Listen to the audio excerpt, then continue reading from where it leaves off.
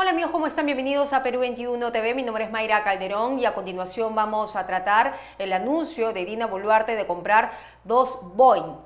Justo en medio de esa controversia que se dio por la falta de reacción al llegar una nave de nuestro país a recoger a nuestros compatriotas en Israel, tras el conflicto que se vive con Hamas. Y bueno, en este interín, esta tarde estamos acompañados de Andrés Gómez de la Torre, exdirector de la Escuela Nacional de Inteligencia, que le damos la bienvenida en el sede Perú 21 TV. ¿Cómo está? ¿Qué tal? Encantado de estar en el programa. Empezar preguntándole si no es un poco prematura esta decisión de comprar 2 Boeing, 2 naves de este tipo, a raíz de esta controversia que se ha armado por la falta de reacción oportuna del gobierno para recoger a nuestros compatriotas. Mire, falta de reacción oportuna del gobierno, totalmente de acuerdo, porque otros países nos tomaron iniciativa, por ejemplo Chile, ¿no? Entonces, claro, ha habido definitivamente una falta de reacción del gobierno, pero lo que está haciendo la presidenta Boluarte es auparse a algo que ya estaba hace varios años programado por la Fuerza Aérea y no se ejecutó por falta de financiamiento y por una serie de problemas técnicos. Porque la Fuerza Aérea no tiene actualmente un avión estratégico de largo alcance, como sí lo dispone, por ejemplo, la Fuerza Aérea Colombiana, que se llama el Júpiter, o la Fuerza Aérea de Chile, que son aviones Boeing 767-300, que le dan la posibilidad de sobrevolar o volar sin escalas por más de 10 horas tranquilamente. Y hay que recordar que la Fuerza Aérea sí tenía esta capacidad en los 80. En los 80 se compró a Suiza 2 aviones DC-8-62 cuatrimotores que tenían un promedio de 12-14 horas, pero con el tiempo obviamente fueron comprados en los 80, hace muchos años no vuelan. Pero creo que esta falta de reacción del gobierno por lo menos ha sensibilizado el hecho de que ya la Fuerza Aérea venía negociando ya buenos meses atrás con Canadá la compra de 2 aviones Boeing 737NG. -600, 700, es decir, son aviones que sí tendrían esa capacidad. Bueno, la casualidad es que el avión llamado presidencial, el actual, que fue comprado por Fujimori el año 90, a fines de la década de los 90, es un 737-500 que estaba en Alemania, ¿no? Y bueno, ha habido todo un tema de organización del vuelo porque definitivamente esto ha sido una sorpresa, el ataque de Israel, perpetrado por Hamas a Israel ha sido una sorpresa. Y entonces, claro, un poco, digamos, la improvisación del Ejecutivo en el momento, pero también el hecho de que ha demorado mucho estas compras y necesitamos con urgencia recuperar estas capacidades, porque ya han habido 3, esta es la tercera va a la vencida. 1, cuando se produce la pandemia en China Popular, Colombia envía el Júpiter a repatriar a sus ciudadanos y Chile envía su 767 de largo alcance a China para, había comprado ventiladores mecánicos. Entonces, ¿no? Nos ganaron la iniciativa ya antes de la pandemia. Y recuerde usted que cuando se produce la invasión rusa a Ucrania, se habló de que el Perú tenía que también repatriar a sus connacionales, ¿no? Y esto se hizo de una manera muy lenta, no se pudo enviar un avión. Estos peruanos tuvieron que entrar por Polonia y tomar vuelos comerciales. Es decir, es una tercera crisis que estamos pasando. Y obviamente con el avión presidencial, es un avión pequeño, no es malo, está bien mantenido, pero que tiene una capacidad, un radio de acción corto, entonces no se da abasto para, digamos, hacer este tipo de procedimientos de repatriación con la celeridad que se necesita. ¿Qué características tendrían estos 2 aviones, estos 2 Boeing? Bueno, en realidad es una oferta canadiense de 2 aviones que volaban en Canadá de fabricación norteamericana, marca Boeing, americanos, 737 pero NG, que es nueva generación.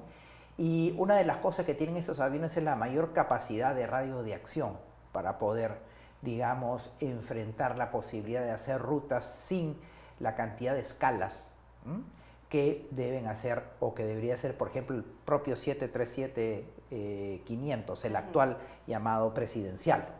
Y luego hay que subrayar algo.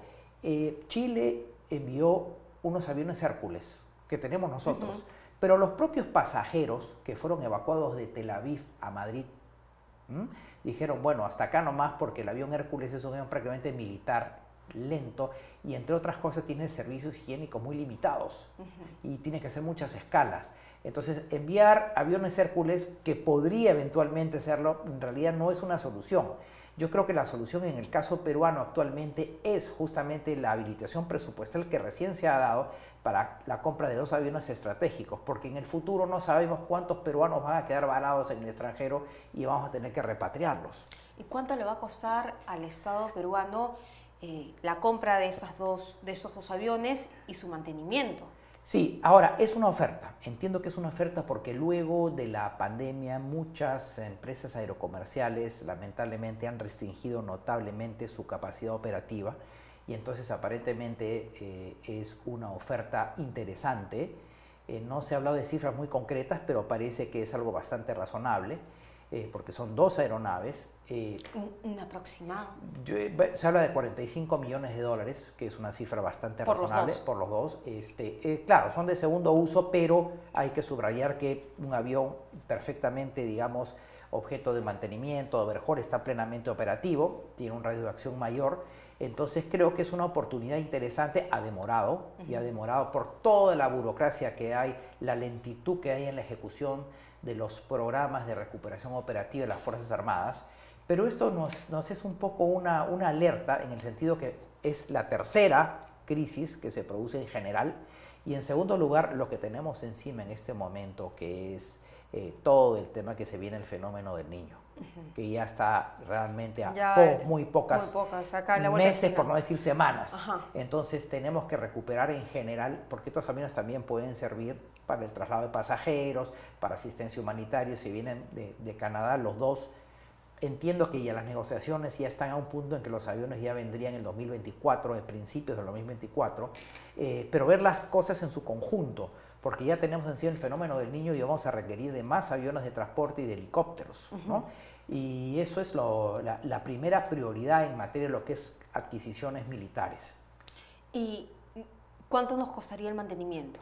Bueno, la Fuerza Aérea ya tiene experiencia en mantenimiento de aviones Boeing, porque tiene este avión, que es el actual, que es el 757-500, que si bien fue comprado el año 98 en el gobierno de Fujimori, está plenamente operativo, así que está la capacidad instalada para hacer el mantenimiento, pero no es lo único, habría que comprar 2 aviones Spartan más para tener 6, que son aviones tácticos, turbohélices, para justamente enfrentar emergencias sanitarias, desastres naturales, etcétera. Y lo que sí se ha venido haciendo, hay que reconocerlo, la repotenciación del parque ruso de helicópteros rusos tercerizados con empresas colombianas y una empresa peruana. O sea, es decir, se han dado algunos pasos importantes, pero creo que hemos sido un poco en general lentos en reaccionar ante estas situaciones, como lo de Ucrania, por ejemplo, que ya tiene varios meses atrás, como lo actual o la propia pandemia, ¿no? Claro. El otro tema, que también no es menos importante y que vamos a tratar, es el conflicto de Israel con Hamas, que se ha decidido no invadir Gaza. ¿A qué se debería esta decisión?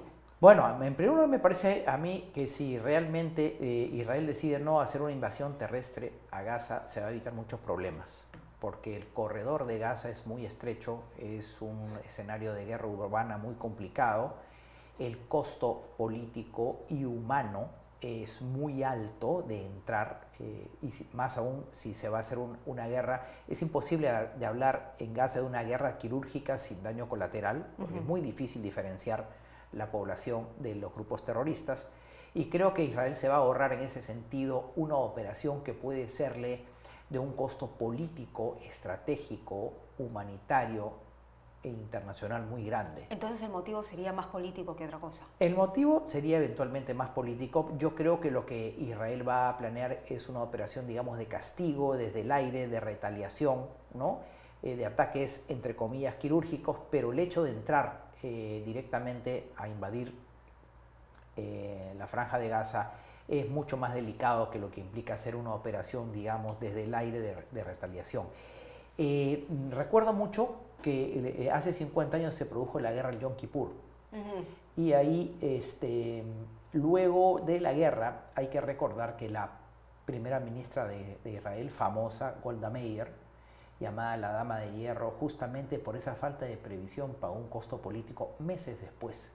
Por eso es que es posible afirmar que Netanyahu puede tener eventualmente el efecto Golda Meir, ¿no? Porque meses después ella pagó un costo político muy alto de no haber previsto la invasión egipcia sobre el canal de Suez y el ataque simultáneo de Siria. Entonces creo que Netanyahu está en este momento en gruesos problemas internos y externos. Y eventualmente creo que Estados Unidos también está ejerciendo algún tipo de presión para frenar a Israel en la posibilidad de un ataque masivo terrestre, una toma de la Franja de Gaza. Pero, ¿por qué siendo Israel, teniendo los problemas que ya tenía con la Franja de Gaza, con este grupo terrorista Hamas, que estaba en contra de, no lo reconocía como Estado, ¿por qué no se pudo prever este ataque? ¿Qué factores influyeron para que lo hayan tomado por sorpresa y que en un solo día se hayan asesinado más de 1000 personas? Correcto. Es, según medios israelíes y analistas, la peor tragedia 50 años después, tras la famosa guerra del Yom Kippur del año 73. Y da la impresión que se están repitiendo algunas cosas. Primero, la soberbia, los mandos militares israelíes fueron muy soberbios luego de la guerra de los 6 días del 67, menoscabaron, minimizaron las capacidades egipcias y sirias, y yo creo que acá ha pasado algo de lo mismo, esa soberbia, esa superioridad real que hay en términos militares, esa capacidad tecnológica que tiene Israel fue sobrepasada porque la verdad que jamás tomó la iniciativa. Pero fue apoyado también este grupo terrorista. Sí, por supuesto, pero lo que voy es lo siguiente, ¿no? Jamás, yo creo que a mi juicio, si uno lo ve fríamente, ganó dos cosas en esta operación. El sigilo en la preparación y la sorpresa en la ejecución.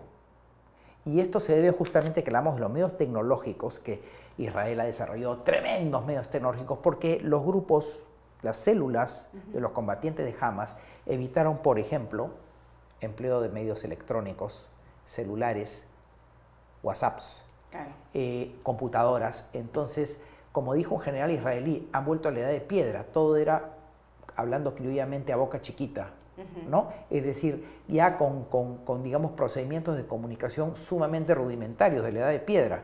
Pero eso les garantizó la posibilidad que la alta tecnología israelí en materia de inteligencia, en materia de intercepción de comunicaciones, todos estos medios son súper fáciles, sencillos de interceptar, más aún con la capacidad tecnológica, sino que lo digan a Pegasus, Pegasus lo compre todo el mundo, este equipo de interceptación. Claro. Entonces, creo que fue, digamos, digamos, algunos factores muy interesantes desde el punto de vista de lo que es iniciativa e inventiva, ¿no? Hamas hoy día tiene la posibilidad, por ejemplo, de fabricar sus propios rockets, cosa que no tenía hace muchos años atrás. Ha desarrollado una capacidad. Para que vea usted qué rudimentario, pero qué de iniciativa tiene esto, que con relativas tuberías más o menos pequeñas de agua, que son, digamos, metálicas, en base a eso han podido desarrollar los llamados rockets no guiados. Es decir, ha tenido mucha iniciativa, mucho ingenio, y han hecho una suerte de guerra artesanal, muy artesanal. Entonces, estas cosas son ya más difíciles de detectar, muy rudimentarias, frente a una gran capacidad tecnológica que tiene Israel en materia de inteligencia de señales, en materia de UAVs, en materia de todo, control y vigilancia, ¿no? Entonces, creo que esos son los factores que han incidido en esta sorpresa, ¿no?